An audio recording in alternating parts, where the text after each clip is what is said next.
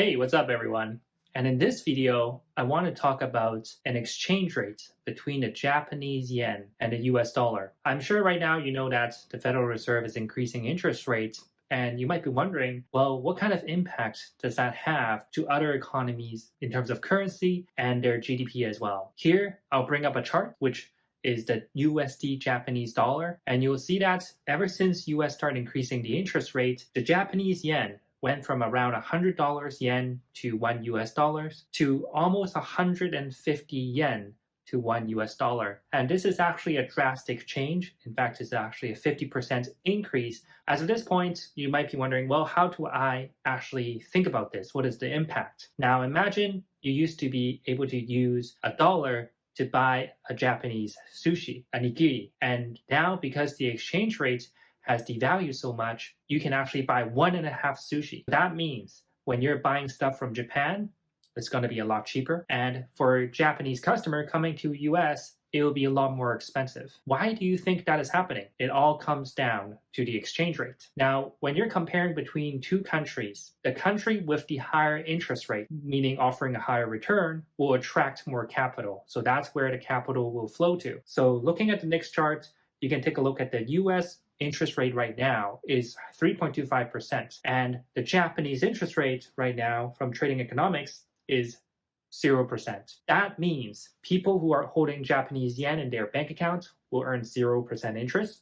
But if they just convert that to US dollars, they'll get 3.25%. That means a lot of people, mutual funds, pension funds, retail investors like me and you, will convert their Japanese yen to US dollars, and that will increase the amount of demand for the US dollar, which depreciates the Japanese yen. So that's why you're seeing such a wild swing in the currency market. Now, what does this mean for the Japanese economy? For the last 20 years, the GDP of Japan has been in a steady range. You can take a look at this Trading Economics chart. So you can see since around 2000, the Japanese GDP is basically flat. But if the currency against US dollars has declined over time, and you can see it actually moved around 50%, it actually means the Japanese economy is shrinking relative to the US. And that's what you'll find a lot of overseas investments, like other currencies like the Chinese dollar, Japanese yen, Korean dollar, euro, pound, and the Canadian dollar right now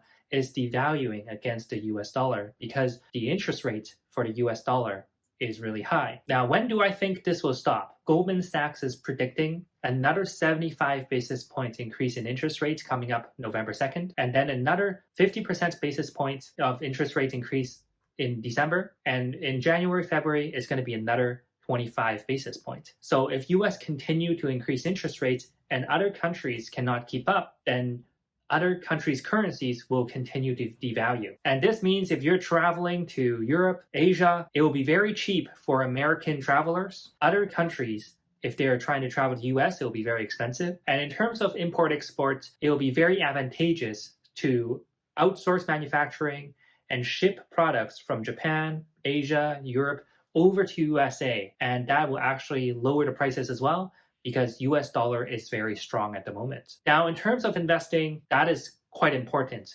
because you need to take into the currency exchange rate when you're investing in the market. So if overseas currencies are devaluing, you want to stick with US investment. Now, as a Canadian, a couple months ago, I noticed this change in trend, and I noticed that the Canadian dollar might drop. So I actually converted all of my Canadian dollars to US dollars. And I also have 90% of my portfolio in US dollar as well, and I only have one Canadian holding, which is Air Canada. If you see how I reposition my portfolio, it is based in USD, and as USD is getting stronger, the portfolio is growing, it will be worth more in Canadian, and if I consume goods in Canadian dollars, then everything will be cheaper for me as well. So that's also another consideration when you're thinking about the macro environment. So the question really is, do we foresee the US dollar to Japanese yen reversing anytime soon? Now, if we look at the Goldman Sachs forecast, and the Federal Reserve will continue to increase interest rate for 3 more times,